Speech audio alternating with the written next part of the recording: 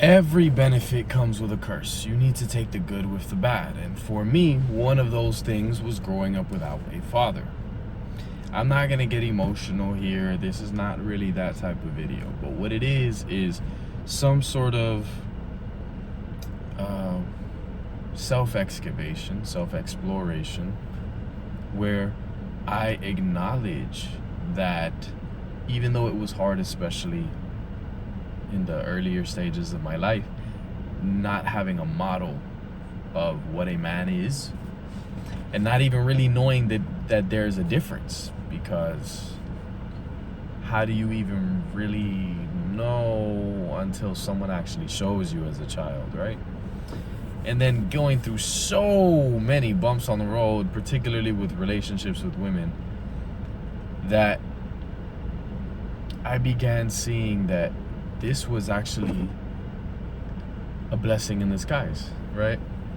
Shout out to this comedian, I think his name is Ralph Barboza. He's like, he made a joke of like when he was diagnosed with diabetes and the nurse was like, this may be a blessing in disguise. And he's like, I think I just prefer a regular blessing. So I definitely felt like that. It definitely felt like that. But now I'm at a space in myself where I feel like I learned what I need, and I'm still really learning, but I learned I think the majority of what I needed to learn from the experience of growing up without a father. And the curses, I think, are self-evident, right? Maybe if you're watching this video, you had a father, so like maybe you don't exactly know what that's like. You can imagine it, but every child needs to have an example of a feminine and a masculine, right? And like in a natural sense. I'll leave it at that, to not get too. If you get what I'm saying, then okay. In a natural sense, right? And even though we all have femininity and masculinity in us, the man usually has a certain way about him, and a woman usually has a certain way about her, right? And I feel like it's healthy for children to know that there is a difference, that there's not just one person trying to juggle the whole thing, right? For me, that was my mother. God bless her. Good God, she cares about me more than anyone by a long shot, And I understand if that's not the case for everybody, and I feel for you. We all grow up with the specific set of combinations, a specific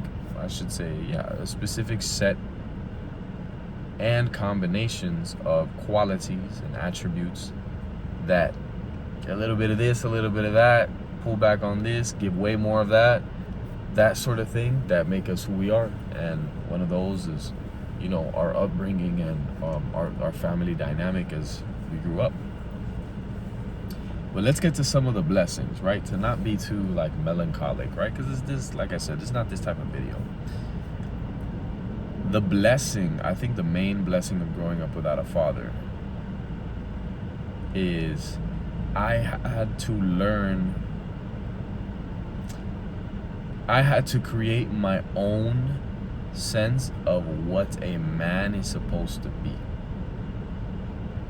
Now, that was modeled by from other men. But that's in one sense it's normal, and in another sense it's like I had to do that so much more. I had to figure out the type of man I want to be, because I wasn't shown the man that I was supposed to be, right? By my father. I wasn't shown that. So I had to figure out the type of man I want to be for my bloodline. And this is not necessarily getting into like having children and whatnot. I have a whole thing about that, but we don't need to unpack that. It's mostly the fact that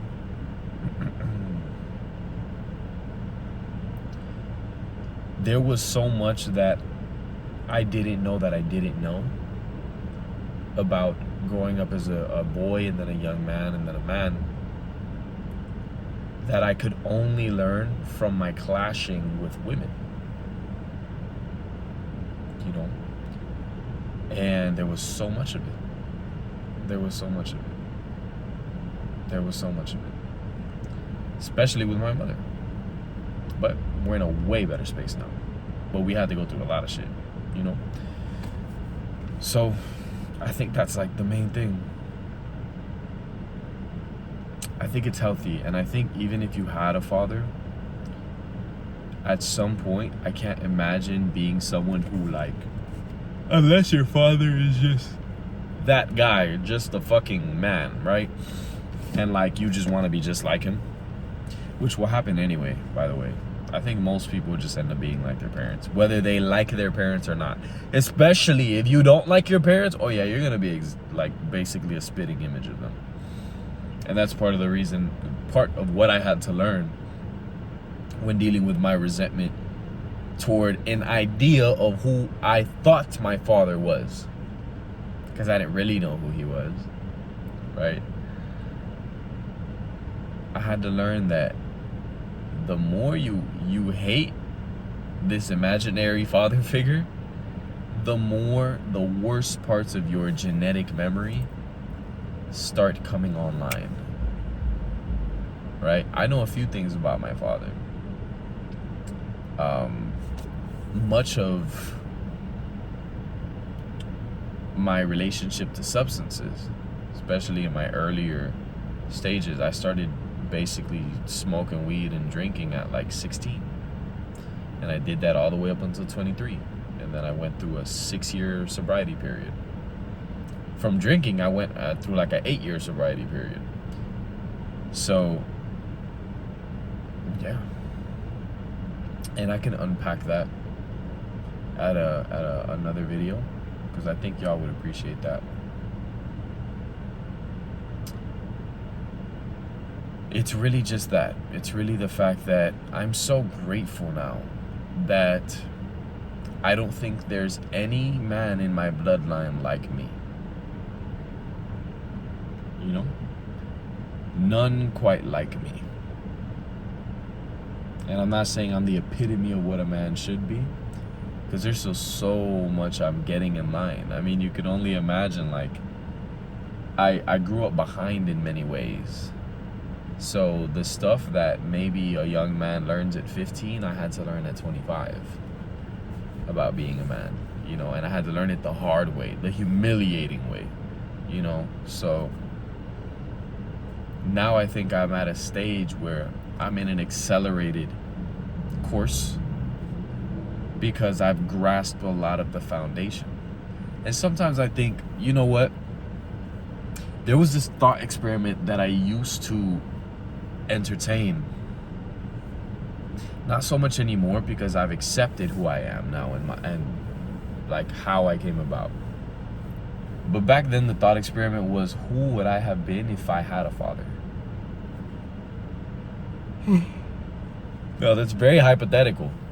One can only really theorize. I have no idea how I really would have been, right? But then what I was really asking is, okay, well, if I were to have a son, what would I teach him? Assuming that I had the time, energy, and resources available to do so, which is a huge if, right? A huge if. Immediately I'm like, oh yeah, my son is gonna get into martial arts. He's probably gonna start with jiu-jitsu or some form of wrestling. And I don't need him to be state champion or anything like that. He might want to be, because I'm naturally competitive too. And I'm quite aggressive too. I train a lot, so yeah. probably get into like grappling. We'll start with grappling. Once he gets a little older, he'll get into striking. Yeah, that's what I would do. In his like maybe mid-teenage years. Actually, no, since he's a child, I'll start teaching him calisthenics, and basically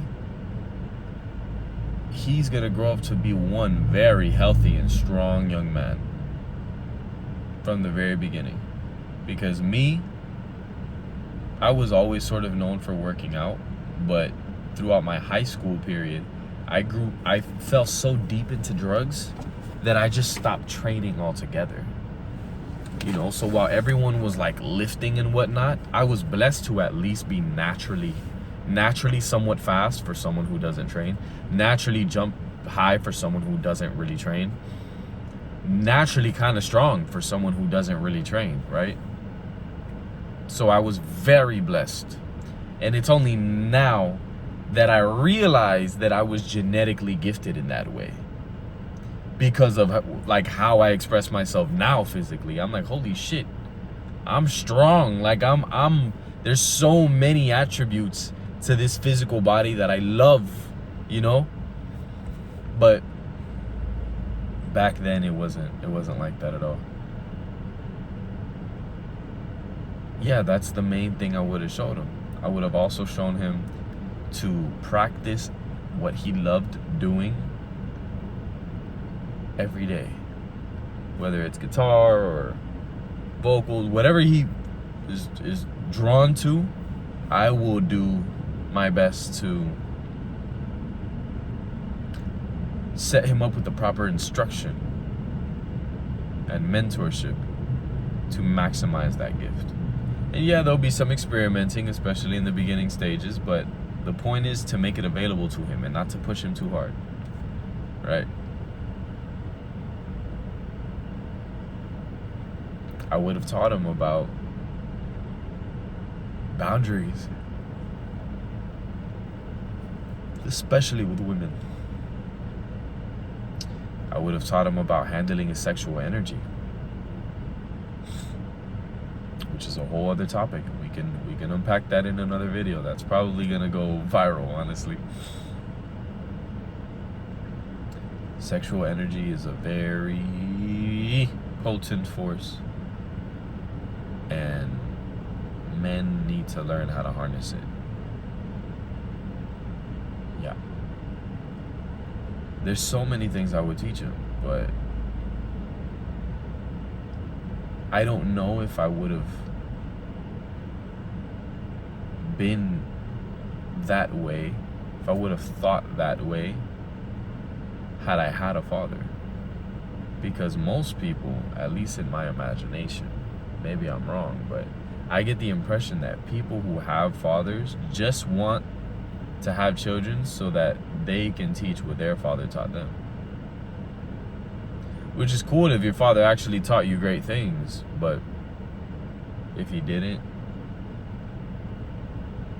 you know. Yeah, there's only so much I could say on this before we get into like the actual curses of growing up without a father. But like I said, they're kind of obvious. I mean, growing up not really having a strong sense of self, strong sense of character, strong sense of confidence. I went through all of that, you know. I dropped a video not too long ago saying I didn't even know I was attractive until I was like 27. You know, that was after going on a 5-year-long lifting journey, after going on like a 6 or 7 year martial arts journey.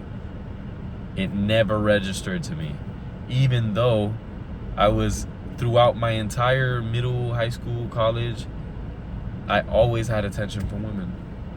And it just never registered to me that, hey, you're kind of that guy, you know? So, that's a whole other... But yeah, there are blessings and curses to everything.